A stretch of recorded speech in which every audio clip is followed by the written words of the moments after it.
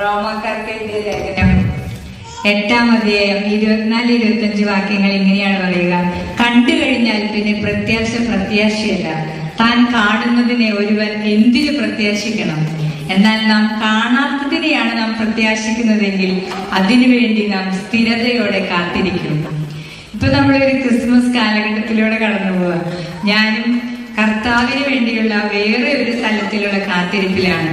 ഞാനൊരു cancer patient ആണ്. 3 വർഷത്തോളമായിട്ട് cancer രോഗവുമായിട്ടുള്ള ഒരു യുദ്ധത്തിലൂടെയാണ് കർത്താവിന്റെ സഹായത്താൽ ഓരോ വട്ടവും കോട്ട ചാടിക്കടക്കുന്ന വലിയ ദൈവാനുഭവത്തിലൂടെയാണ് കടന്നു പോകുന്നത്.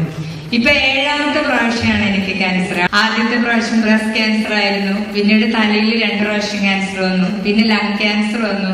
അതിനുശേഷം 2 കാലിലും ക്യാൻസർ വന്നു. ഇപ്പൊ മസിലിലും ബോണിലും അതുപോലെ തന്നെ 2 ലങ്സിലും ക്യാൻസർ ഉണ്ട്. എന്നിട്ടും കർത്താവ് ഇവിടെ ഇരുത്താൻ മാത്രം നമ്മളെ കരുതുന്നവനാണെങ്കിൽ ഏതൊരു ബാറ്റിലിനെയും ബ്ലെസ്സിങ് ആക്കി മാറ്റാൻ കഴിവുള്ള ശക്തനായവനാണ് ദൈവം. ഞാൻ 2016-ലാണ് ഫിലിപ്പ് കോഴ്സ് കൂടിയത്. ഫിലിപ്പ് റാസൽഗൈമയിലും പോളും ഇരിങ്ങാലക്കുടയും എമ്മാവൂസും സ്റ്റുവർട്ട്ഷിപ്പും ഒക്കെ തൃശ്ശൂരുമാണ്. പല സ്ഥലങ്ങളുടെ ഒരു എക്സ്പോഷർ കർത്താവ് തന്നു. എനിക്ക് ഏറ്റവും എന്നെ ടച്ച് ചെയ്തൊരു ഭാഗം ദൈവവചനത്തിലൂടെ മുന്നോട്ട് പോകുവാനുള്ള ഒരു അനുഗ്രഹമായിരുന്നു.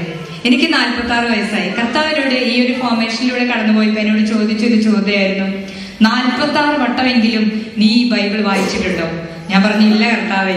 ഫോർമേഷനിലൂടെ ഞാനൊരു പക്ഷെ കടന്നു പോയില്ലായിരുന്നുവെങ്കിൽ ഒരുപക്ഷെ പലയിടത്തും ഇടറുകയും പതറുകയും ഒരുപക്ഷെ വിഷമിക്കുകയും ഭാരപ്പെടുകയും ഒക്കെ ചെയ്തേനെ. ഇന്ന് എനിക്കറിയാം വലിയൊരു മഹത്വത്തിലേക്കുള്ള യാത്രയിലാണ് ഞാൻ. ഓരോ സ്റ്റെപ്പിലും കർത്താവ് എന്നെ ബലപ്പെടുത്തുന്നു. അന്ന് കീമോ കഴിഞ്ഞ് അനങ്ങാൻ പറ്റാതെ വെള്ളം എടുത്ത് കുടിക്കണമെങ്കിൽ പോലും എനിക്ക് ഹസ്ബൻഡ് എടുത്ത് തരണമായിരുന്നു. അതുപോലെ ബാത്റൂമിൽ പോകണമെങ്കിൽ ഹസ്ബൻഡ് എന്നെ പിടിച്ചു കൊണ്ടുപോകണമായിരുന്നു. എൻ്റെ കുഞ്ഞുങ്ങളുടെ കാര്യങ്ങളൊന്നും എനിക്ക് ചെയ്യാൻ പറ്റില്ല. പക്ഷെ അന്ന് എനിക്ക് മനസ്സിലായ ഒരു കാര്യം, നമ്മളല്ല നമ്മുടെ കുഞ്ഞുങ്ങളെയോ നമ്മുടെ ജീവിത പങ്കാളിയോ കുടുംബത്തെയോ അതുവരെ ഞാനാണ് ഇതെല്ലാം ചെയ്തത്. ഒരു ദിവസം ഞാൻ അടുക്കളയിൽ നിന്ന് മാറിക്കഴിഞ്ഞാൽ കറി ഉണ്ടാക്കുന്നത് ശരിയാവില്ലെന്ന് ചിന്തിച്ചിരുന്നതിൽ നിന്നും മൂത്ത കുഞ്ഞുങ്ങളെ ചെറിയ കുട്ടികളെ പരിപാലിക്കുന്നതും അവർക്ക് ദൈവം തനിയൊരു ഫോർമേഷൻ കൊടുക്കുന്നതും എല്ലാം എന്നെ ദൈവം കാണിച്ചു തന്നു. കർത്താവ് അമർത്തി കുലുക്കി നിറച്ചളന്ന് നൽകുന്ന മനോഹരമായ ഒരു യാത്ര ഞങ്ങൾ കാണുകയായിരുന്നു. അതുപോലെ എൻ്റെ താഴെയുള്ള കുഞ്ഞിനെ കുളിപ്പിക്കുന്നതും അവളെ പഠിപ്പിച്ചതും അവിടെ എല്ലാ കാര്യങ്ങളും ചെയ്യാൻ മാത്രം മൂത്ത കുഞ്ഞുങ്ങളെ ദൈവം പഠിപ്പിച്ചു. സാമ്പത്തികമായ കാര്യങ്ങളെ കർത്താവ് ക്രമപ്പെടുത്തി. ഓരോ ട്രീറ്റ്മെന്റിന് എൻ്റെ പല അസുഖങ്ങളും ചിലപ്പോൾ ചെറിയൊരു അരിമണിയുടെ വലുപ്പമുള്ള ഒരു നൊഡ്യൂളിൽ നിന്നാണ് ഐസ്ബർഗിന്റെ മുകളിലെ ഒരു ഇതുപോലെയാണ്. അത് അടിയിലേക്ക് ഒരു പക്ഷേ 2, 3, 4 സെന്റിമീറ്ററുള്ള ട്യൂമറുകളാണ്. അപ്പോൾ ഒരുപാട് ഓപ്പറേഷനുകൾക്ക് വിധേയമായി വ്യക്തമായി ഈശോ നയിക്കുന്ന ഒരു അനുഭവം ഉണ്ടായിട്ടുണ്ട്. ഇപ്പോഴും എനിക്ക് ഉറപ്പാണ്, ഇത്രയേറെ അവയവങ്ങളിൽ ബാധിച്ചിട്ടുണ്ടെങ്കിലും എൻ്റെ കർത്താവ് അറിയാതെ എൻ്റെ ജീവിതത്തിൽ ഒന്നും സംഭവിക്കുന്നില്ല.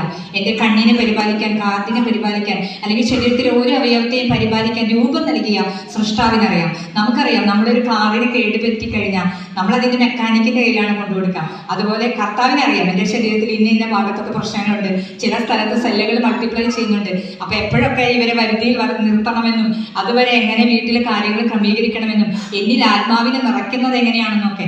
കാരണം 5ാമത്തെ സർജറി എൻ്റെ 2 കാലിലും റൈറ്റ് ബ്രസ്റ്റിലാണ് ചെയ്തിരുന്നത്. അപ്പോൾ ആ ഒരു സമയത്ത് നടക്കാൻ പോലും എനിക്ക് സാധിച്ചിരുന്നില്ല. ആ എന്നെയാണ് വളരെ അത്ഭുതകരമായി ജേസ്നിയുടെ കമ്പനി പറഞ്ഞു, മക്കൾക്കും ചേച്ചിക്കുള്ള വിസ എടുത്തു തരാമെന്ന് പറഞ്ഞ് ഈ അബുദാബിയിൽ ഇവിടെ ഇരുത്തി ഇന്ന് നിങ്ങളോട് സംസാരിപ്പിക്കുന്നത്. അപ്പോൾ നമ്മുടെ കർത്താവിന് റോമാക്കാരുടെ ലേഖനത്തിൽ തന്നെ ഇങ്ങനെ പറയുന്നുണ്ടല്ലോ, ക്രിസ്തുവിന്റെ സ്നേഹത്തിൽ നിന്നും ആര് നമ്മെ വേർപ്പെടുത്തും?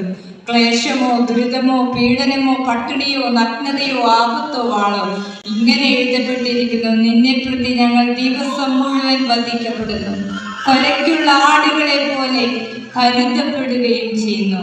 എന്നാൽ നമ്മെ സ്നേഹിച്ചവൻ മുഖാന്തരം നാം ഇവയിലെല്ലാം പൂർണ്ണ വിജയം വരിക്കുന്നു. ആമേൻ.